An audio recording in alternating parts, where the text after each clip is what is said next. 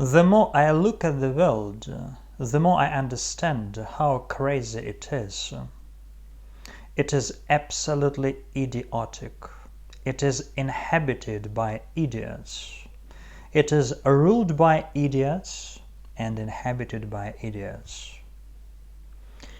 For centuries, the problems are the same: poverty, starvation, exploitation, social inequality, destruction of population by wars, plague, and now COVID-19. All illnesses are artificially made. All viruses are artificially made. And the more I look at all this nonsense, the more I understand that people are idiots. What do people value in the life? Expensive trinkets. And people are valued not by their mental power, not by their achievements and contribution to the social development, but they are valued by the amount of money they have on the bank accounts, and they are valued thanks to their social connections. So they are valued by artificial things, and the more these things are artificial, the more they are valued. People live the life as if they were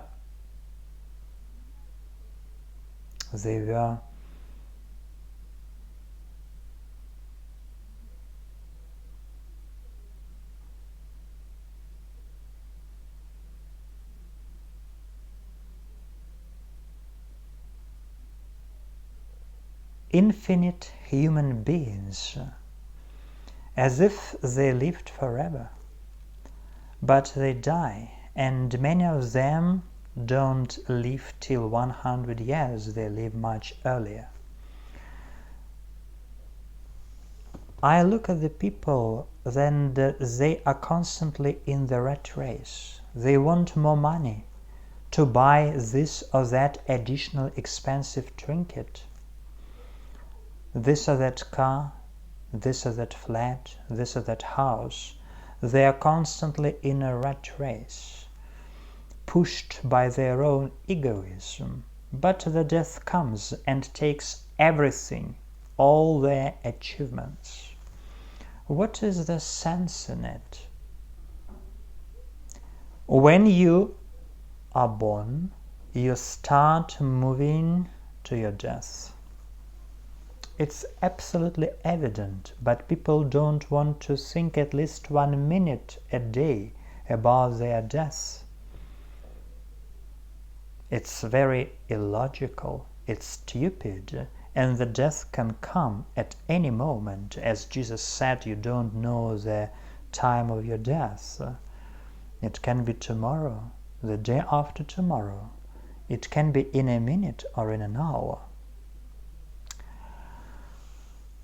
So, this world, and it has been mentioned by all enlightened people, if they were really enlightened, this world is a damn place, is a miserable place, because for centuries the supreme forces have been sending here enlightened people, including the great teachers of the humankind, like Buddha or Jesus or Krishna or others. And what do we have? Only in the 20th century, it was only some years, some decades ago, hundreds of millions of people were killed, were destroyed, were tortured. They were starved to death. So the great teachers gave the great wisdom, how to live in full accordance with nature, in full accordance with conscience, how to have a conscious living, but people have ignored, and they are still ignoring following these words of wisdom, these wise teachings. Why? Because people are stupid, they are idiots. So the more I look at this world, the more I understand that everything is an idiotic position.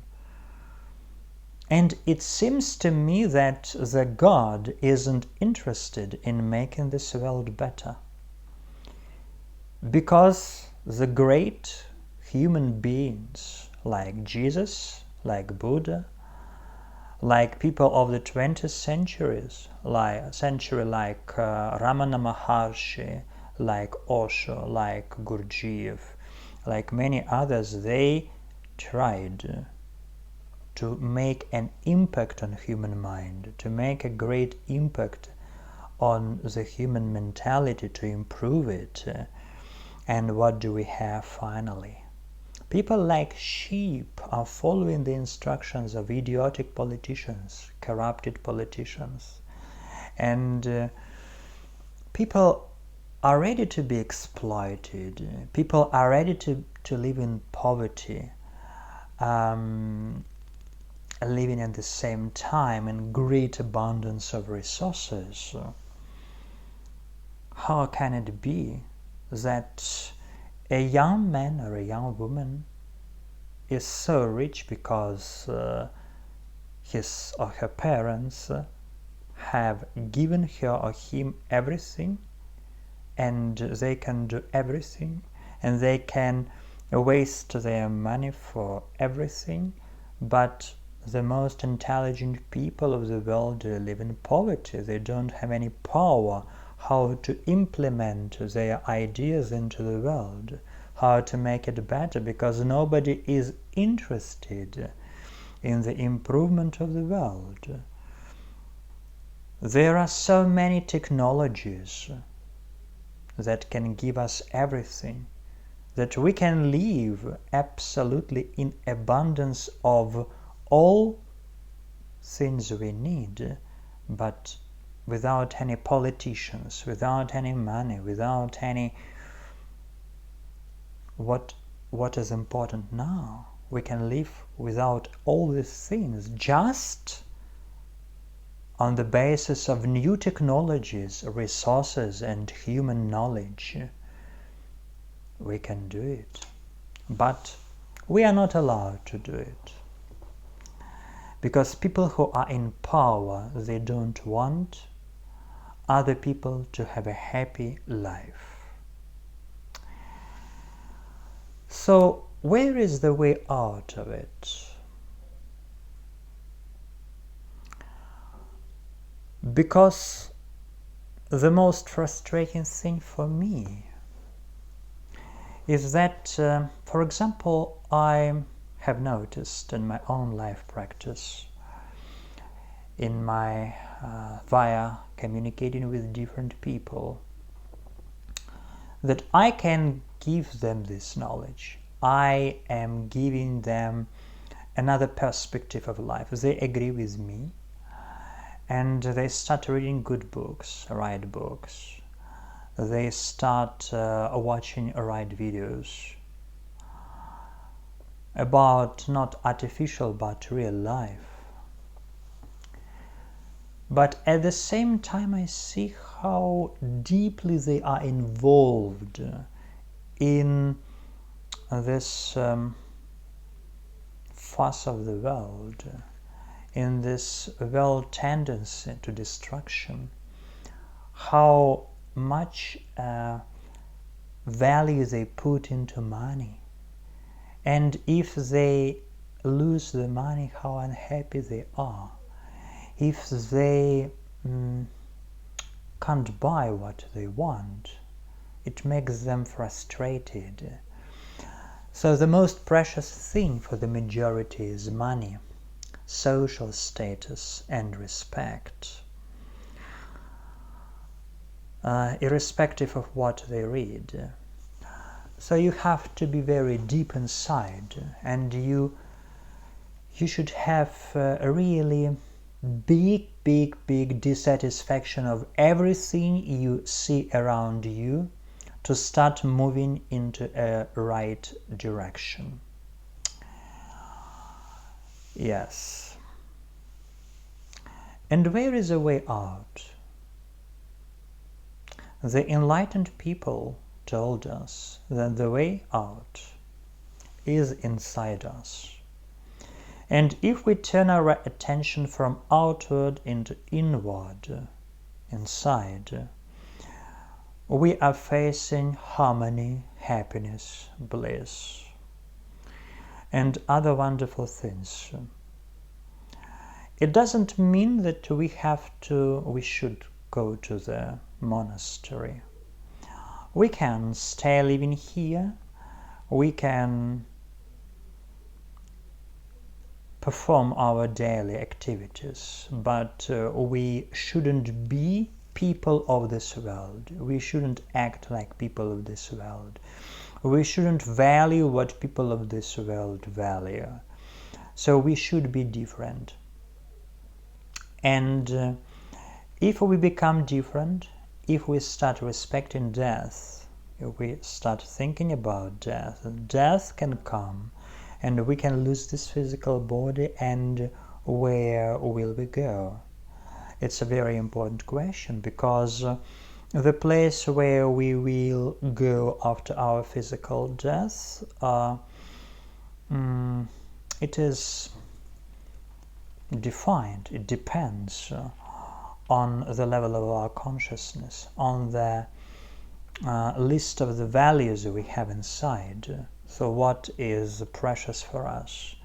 Material things, social status, glory, or other things. Because the majority of people are egoists. And all this social system, it supports egoism, egoistic way of behaving, egoistic way of thinking, egoistic way of acting, and so on. So that's why the way out lies from going out of this egoistic way of thinking and behaving. And the ways can be different. There are methods. There are methods offered by Advaita Vedanta, for example.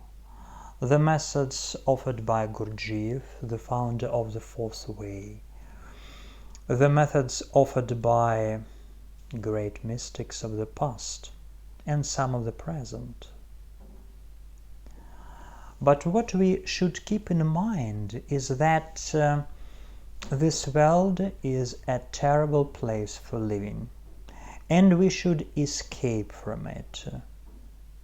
Not by committing suicide, no, but by preparing ourselves for the better world. And this preparation lies not in accumulating wealth, money, diamonds, gold, and so on, but by accumulating understanding, first of all, and by accumulating holiness inside, purity, and non-identification with everything you look around and with your thoughts. So you are not what is inside your head. The thoughts are just programs taken from the outer world. And when you start separating yourself from your thoughts, that you start keeping calm in any situations. Either you win $1 million in a lottery or lose 1 million from your bank deposit. You start keeping calm in any situation. It's a big step forward in your own development, in your own progress.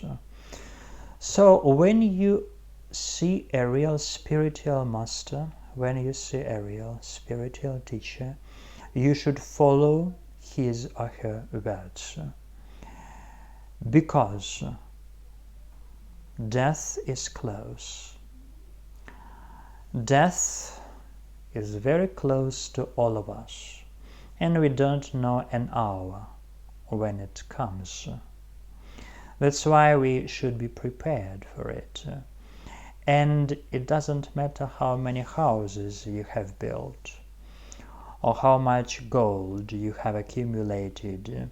When the death comes, you will lose everything. And just remember where you will go, because what you are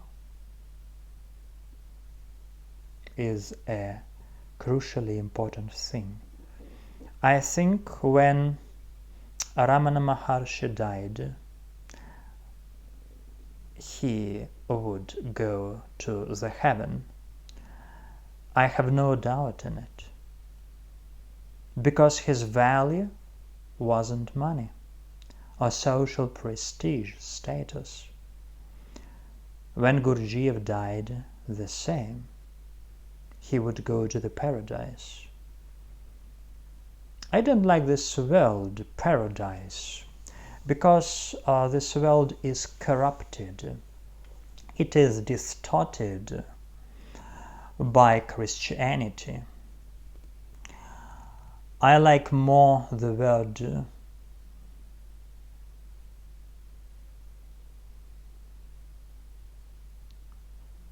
better world,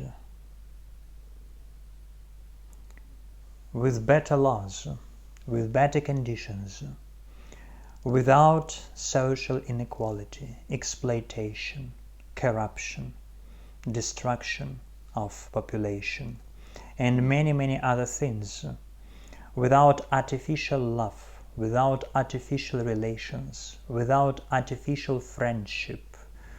I like the better world.